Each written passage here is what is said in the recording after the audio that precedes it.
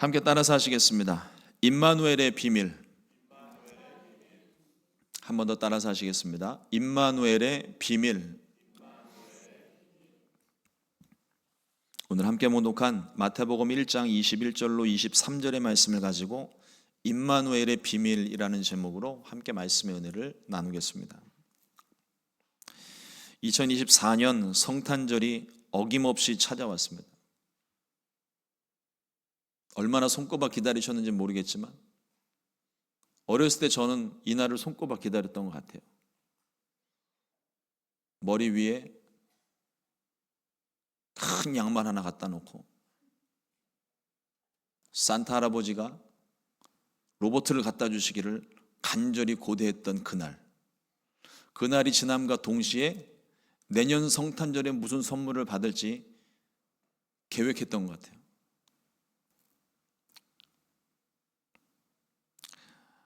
세상은 어김없이 분주하게 돌아가고 있고 그 분주함 속에 어쩌면 우리들을 포함한 이 세상 모든 사람들이 성탄절의 의미를 모른 채 지나가고 있는 것 같습니다. 어느 순간부터인지 예수님 대신 산타가 판을 치기 시작했고 이제는 산타도 뒷전에 밀려났어요. 온갖 캐릭터 상품들로 가득하고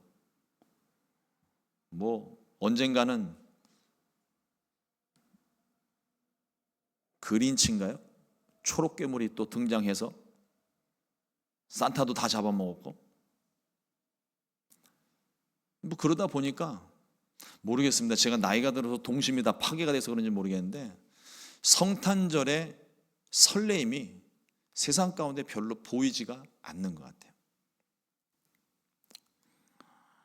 세상이 너무 바쁩니다. 온갖 세상의 것들이 가득해서 성탄의 의미도 내용도 다 사라져 버렸어요.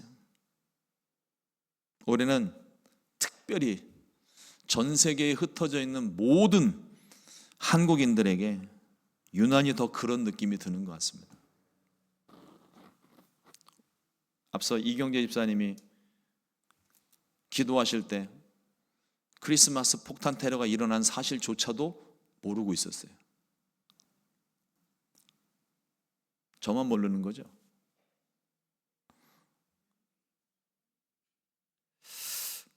한국이 탄핵 정국을 맞다 보니까 어수선한 가운데 성탄절의 의미는 사라졌고 그저 뉴스를 보면 시위와 거짓말에 대한 것들만 가득하게 쏟아지고 있습니다. 분명 사실은 하나일 텐데요. 그 사실 하나를 놓고 저마다 다 자기 주장과 생각들을 이야기하니까 뭐가 진짜인지 이제는 모르겠어요. 이와 같은 때에 우리는 더욱더 예수님께서 이 땅 가운데 오신 목적과 사랑, 그 감동과 은혜를 기억해야 할 줄로 믿습니다. 세상의 시국 선언들과 정치적인 현안들이 예수님보다 클 수가 없어요. 그런데 온통 뉴스가 판을 치고 우리 손안에 들고 있는 핸드폰과 컴퓨터를 통해서 정보들을 쏟아내다 보니까 세상보다 크신 주님인데 우리가 그 주님을 어느샌가 잊어버리고 있는 것은 아닐까요?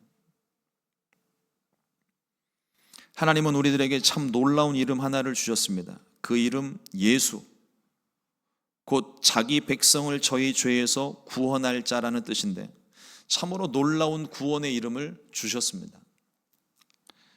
어느 누가 우리를 죄에서 구원할 수 있겠습니까? 유력한 지도자들이 이 어지러운 전국을 진정시킬 수 있을까요? 전 불가능하다고 봅니다. 이 모든 것을 잠재울 수 있는 분은 우리를 죄에서 구원하실, 모든 상황에서 구원하실 예수님밖에 없습니다. 세상은 교회가 그런 어떤 시위 현장에 또 악을 맞서서 싸워야 된다고 우리들의 참여를 요구하고 있지만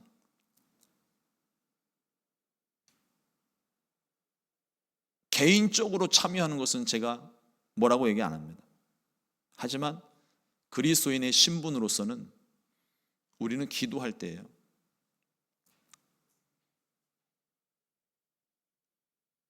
또 정치적으로 요즘은 뉴스가 하도 온 동네를 들쑤시고 다녀서 누가 교회에서 무슨 설교를 하면 이걸 이런 식으로 해석할 수 있는 여지를 남겼다는 식으로 자꾸 기사화를 해서 뭐 저희 교회 설교를 기자들이 취재할 리는 없겠지만 우리 성도님들이 조금 오해가 있을 수 있어서 저도 조심스러운 거예요.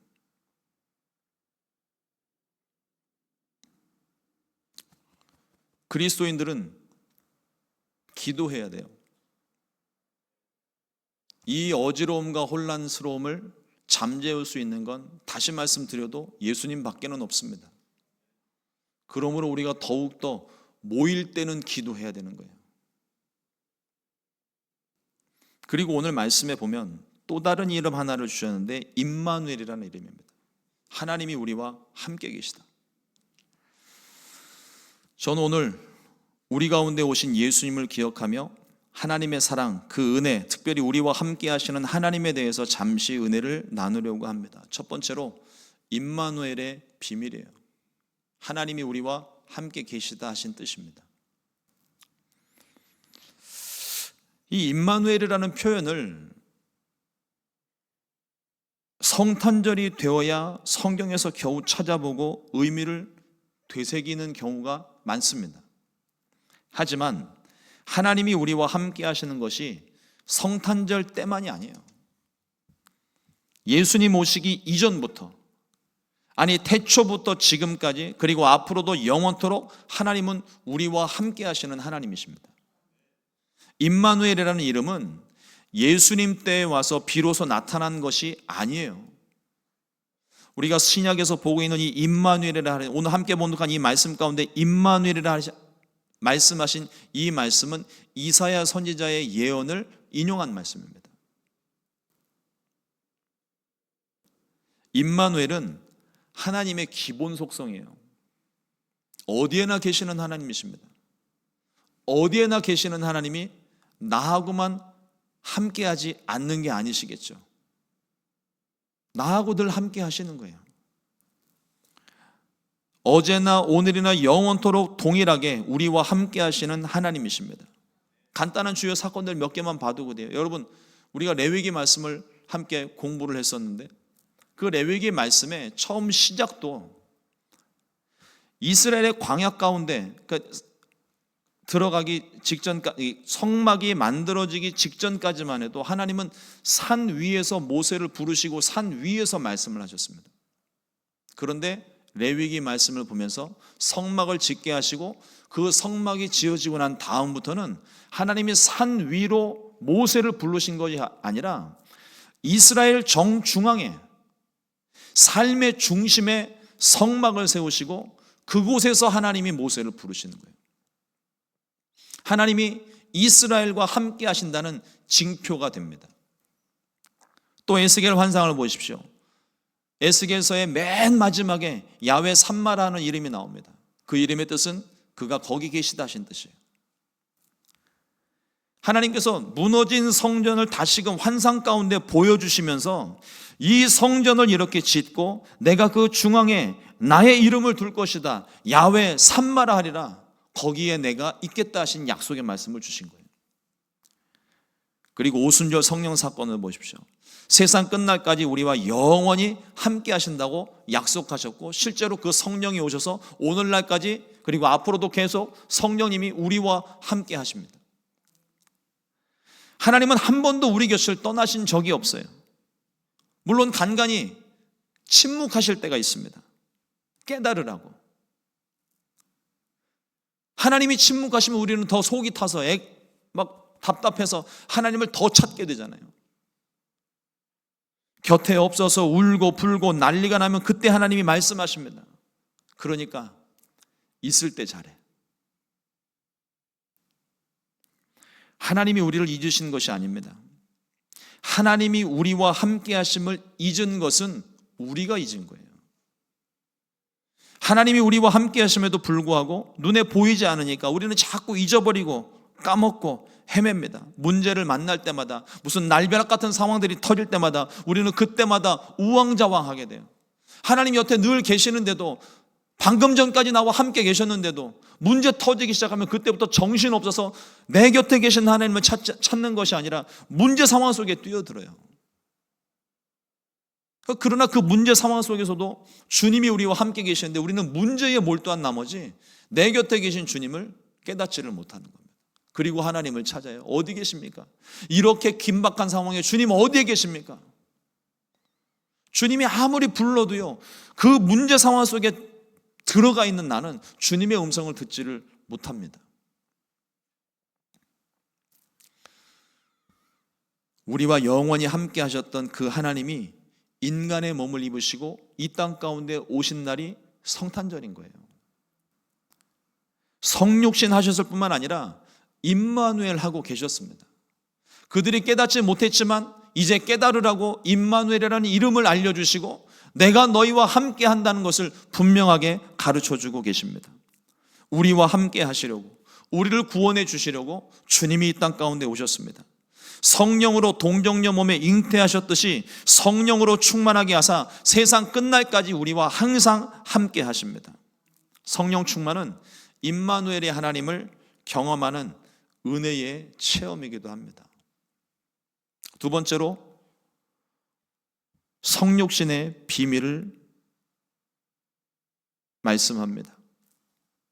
요한복음 1장 14절 말씀에 보면 말씀이 육신이 되어 우리 가운데 거하심에 우리가 그의 영광을 보니 아버지의 독생자의 영광이요 은혜와 진리가 충만하더라. 예수님의 성육신 사건은 우리에게 나타내신 하나님의 징표 같은 거예요. 소문만 무성하게 들렸던 메시아가 눈에 보이는 현실로 나타나게 된 겁니다. 하나님이 육체를 가지셨다는 것은 단순하게 영적인 의미만을 말하는 게 아닙니다. 일반 사람과 같은 몸, 저와 여러분들과 같은 실제적인 육체를 가지셨다는 거예요. 이는 당시 영지주의자들이 말하던 것들과는 차원이 다른 이야기입니다. 영지주의자들은 예수님의 육체의 탄생을 부인해요. 예수님께서 악한 육체를 입으실 수가 없다는 겁니다. 그냥 영으로서만 잠깐 임하고 영으로 함께 계시다가 예수님께서 고난받으실 때 십자가에서 죽으실 때는 그 영이 떠나갔다고 그렇게 가르치는 거예요. 이게 뭐가 문제냐면 영과 육체를 완전히 분리시켜 놨기 때문에 완전한 하나님이시고 완전한 인간의 몸을 입으신 성육신 사건을 부인하는 거예요.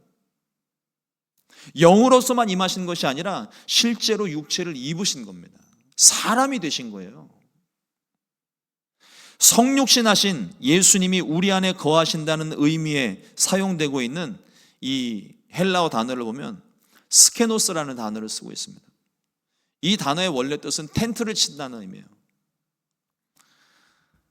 그 텐트를 친다는 게 겉모습만 이렇게 텐트를 세워놓고 그냥 허름한 집을 세워놨다는 그런 의미가 아니라 장막을 치고 사셨다는 얘기예요. 우리 가운데 성육신 하신, 우리의 몸을 입으시고 성육신 하신 것이 우리와 같이 육신을 입으시고 우리와 함께 사셨다는 의미입니다. 신약에서는 요한계시록에서 하나님의 백성들을 위해 장막을 치실 때 이 단어가 사용이 됩니다. 요한계시록 21장 3절 말씀에 내가 들으니 보좌에서 큰 음성이 나서 이르되 보라 하나님의 장막이 사람들과 함께 있음에 하나님이 그들과 함께 계시리니 그들은 하나님의 백성이 되고 하나님은 친히 그들과 함께 계셔서. 이처럼 장막을 친다는 것은 하나님이 그들과 함께 하신다는 의미를 가지는 거예요. 구약에서 하나님이 이스라엘의 성막 가운데 거하실 때 사용된 단어와 비슷한 용법으로 사용되고 있습니다. 다시 말해서 하나님께서 이스라엘의 외부에서 역사하시는 것이 아니라 이스라엘의 정중앙에 공동체의 가장 중심에 장막을 치고 거하셨던 것처럼 이제 거룩하신 예수님께서 연약한 육체 가운데 죄 많은 우리 가운데 살고 계심을 의미하는 겁니다.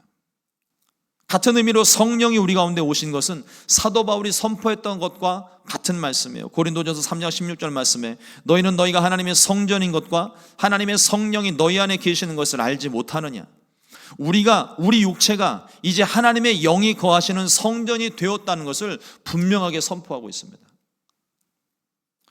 우리는 하나님의 사랑을 깨닫지 못하고 그릇 행하여 각기 제 길로 세상으로 도망치는 도망자처럼 살지만, 하나님은 그의 사랑하시는 자를 찾아 끝까지 찾아내어 반드시 구원하시는 사랑의 추격자이시기도 하십니다.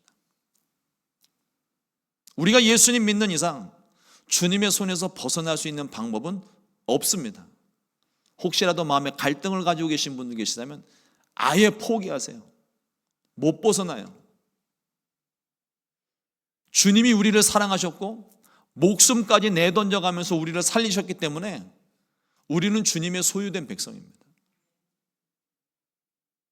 여러분들, 자신이 정말 소중하게 여기는 물건 하나들이 있잖아요. 애장품이라고 이야기하죠. 뭐 요즘 젊은이들 사이에서는 핸드폰 같은 건데,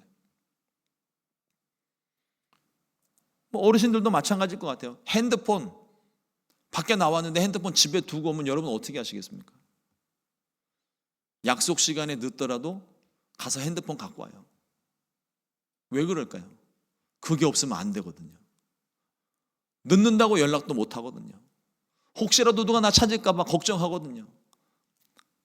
핸드폰 두고 바깥에서 하루 종일 있다가 집에 들어와도 부재중 전화 하나, 문자 한 통 없음에도 불구하고 그 핸드폰을 자신의 신체 일부처럼 여기고 없으면 안 되는 것처럼 그렇게 소중하게 여긴단 말이에요. 우리가 하나님의 소유된 것이 바로 그런 거예요. 우리를 잃어버리고서는 주님이 한시도 잠을, 물론 주무시지도 않는 분이시지만 한시도 잠을 못 주무시는 거예요. 잃어버린 그 영혼, 방황하는 한 사람 한 사람을 주님 찾으시기 위해서 안타까운 마음으로 기다리시고, 마치 탕자의 비유에서처럼 그 아버지가 아들이 언제 돌아올지도 모르면서 매일같이 나가서 하루가 멀다고 그 갈 수 있는 데까지 가서 하루 종일 기다리다가 해질 때쯤 돼서 돌아오는 것처럼 방황하는 우리들을 주님이 그렇게 기다리시는 거예요. 얼마나 우리를 사랑하시는 겁니까? 내가 너를 찾다가 죽을지라도 세상 끝까지 너를 찾아내어 내가 책임지겠다. 그리고 반드시 살려내겠다. 우리들에게 들려주시는 하나님의 사랑의 메시지인 겁니다. 사도 바울은 성육신 사건을 이렇게 표현합니다. 다른 방법으로 표현을 한 거예요. 빌립보서 2장 6절로 8절 말씀에, 그는 근본 하나님의 본체시나 하나님과 동등됨을 취할 것으로 여기지 아니하시고 오히려 자기를 비워 종의 형체를 가지사 사람들과 같이 되셨고 사람의 모양으로 나타나사 자기를 낮추시고 죽기까지 복종하셨으니 곧 십자가에 죽으심이라. 곧 말씀이 육신이 되신 사건은 십자가로 연결이 되는 거죠. 앞서 말씀을 드렸지만 우리를 사랑하시지 않으신다면 굳이 성육신 하실 이유가 하나도 없어요. 십자가에 달리실 이유도 하나도 없습니다. 그러나 우리를 사랑하셨기 때문에 하늘 보자 버리고 이 땅 가운데 오셨었고, 그리고 무거운 죄의 형벌, 인류의 모든 죄를 짊어지고 그 십자가에 오르는 길 기꺼이 순종하셔서 우리를 살려내신 사랑의 하나님이십니다. 얼마나 놀라운 사랑입니까? 하나님이 인간이 되셨습니다. 자신을 드러내기 위해서, 자기를 과시하기 위해서가 아니라 우리를 사랑하신 이유 하나 때문에, 단순히 사랑으로 끝나는 것이 아니라 나를 대신하여 죽기 위해서 주님이 이 땅 가운데 오신 거예요. 그런데 사람들은 이 빛을 깨닫지 못하고 이 사랑을 깨닫지 못하고 도리어 예수님을 잡아 죽여버렸습니다. 성령 충만한 베드로의 설교 가운데에도 너희가 잡아 죽인 예수가 너희가 기다리던 메시아라고 담대하게 선포하고 있습니다. 하나님이 우리와 함께 하시면 내 멋대로 사는 삶이 아닙니다. 결국 그분의 뜻대로 인도하시는 거예요. 우리가 아무리 뻗팅기고 고집을 부려도 다 소용없습니다. 내 욕심 가지고서는요, 내 만족 없습니다. 여러분이 원하는 걸 얻으면 마음속에 만족감이 생기시던가요? 한 이틀 정도는 만족감이 생기는 것 같아요.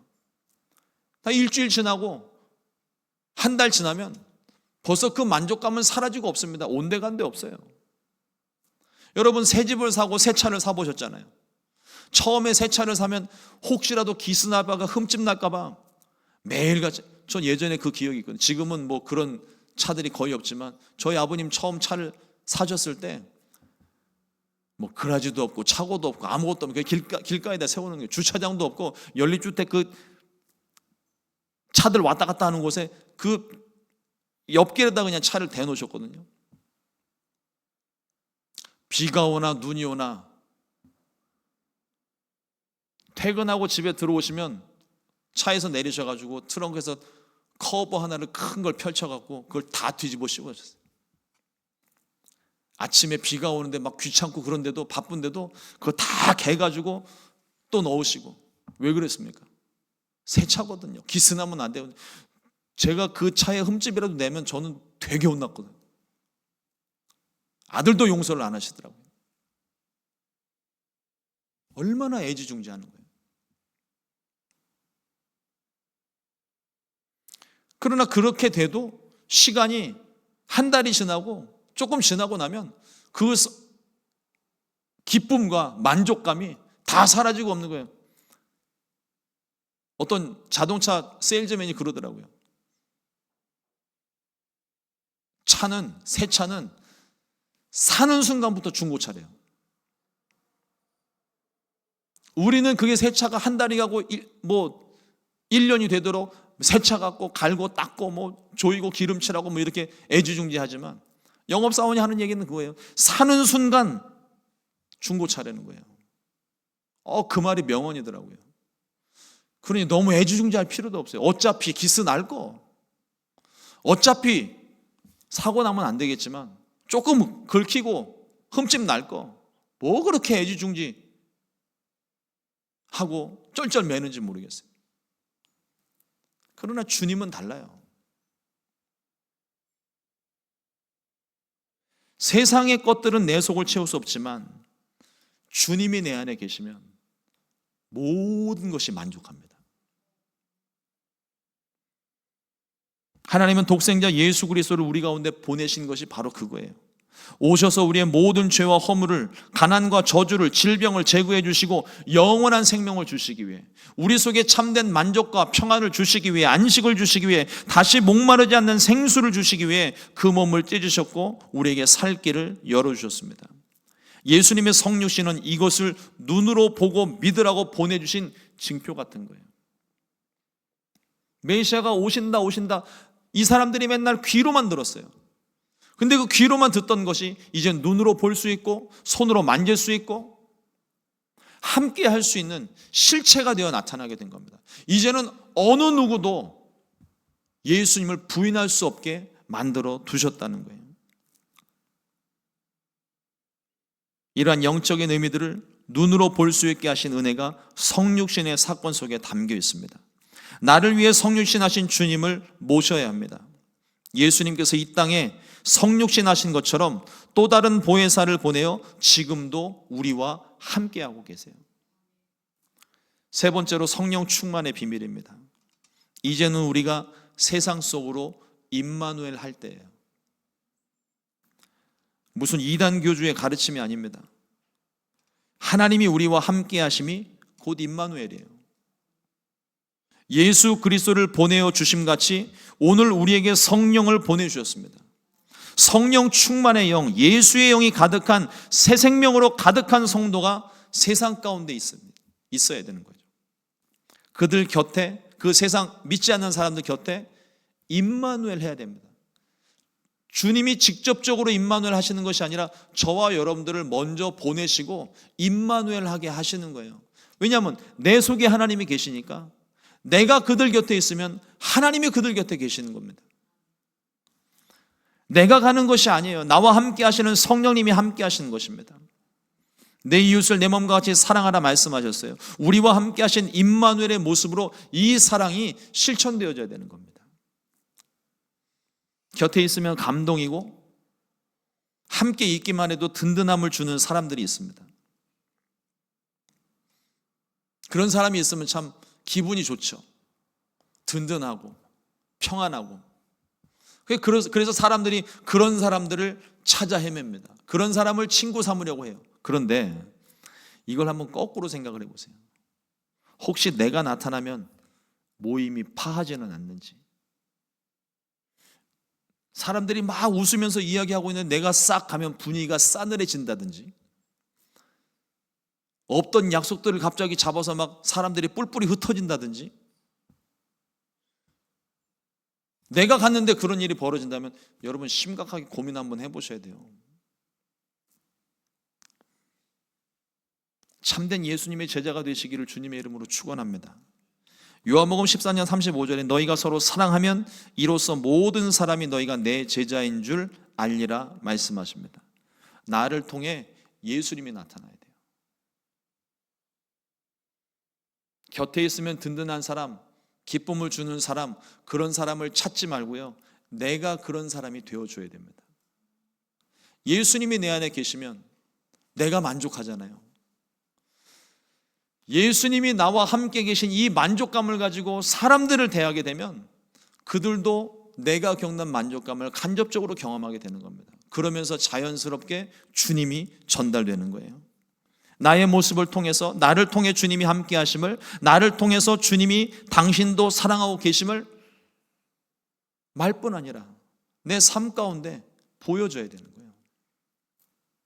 또한 예수님의 증인이 되어야 됩니다.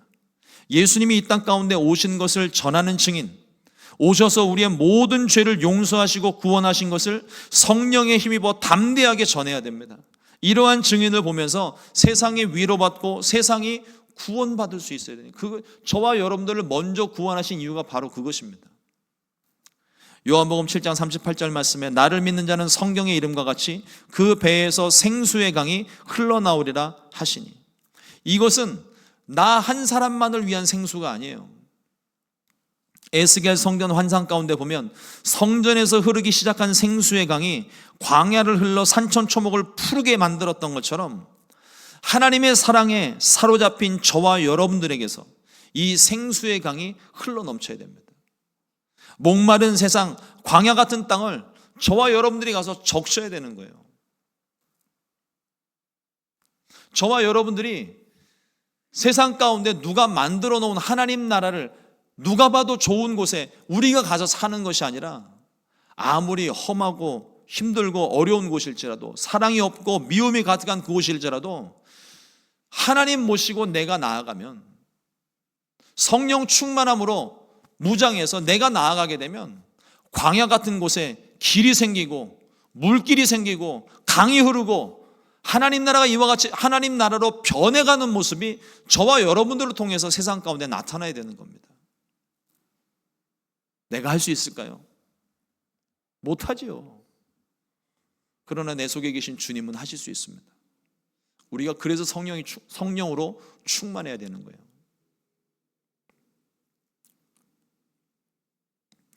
에스겔서 47장 9절 말씀에 이렇게 표현합니다. 이 강물이 흐르는 곳마다 번성하는 모든 생물이 살고 또 고기가 심이 많으리니 이 물이 흘러 들어가므로 바닷물이 되살아나겠고 이 강이 이르는 각처의 모든 것이 살 것이며, 주님이 행하시는 일이고 그 주님을 모신 저와 여러분들이 할 수 있는 일들입니다.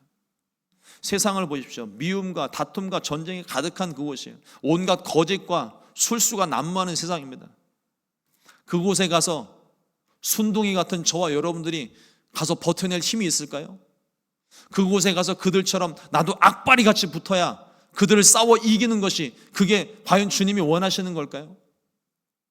주님이 원하시는 건 성령 충만함으로 성령의 열매를 풍성히 맺은 저와 여러분들이 이 지금 말씀에 있는 것처럼 세상 가운데 흘러 들어가서 그곳을 살게 하고 그곳을 변화시키고 그곳에 열매 맺게 하는 것이, 그것이 저와 여러분들의 사명이고 소명이고 책임이고 의무입니다. 여전히 나는 안 돼요. 그러나 성령으로 충만하면 성령이 내 속에서 하게 하십니다.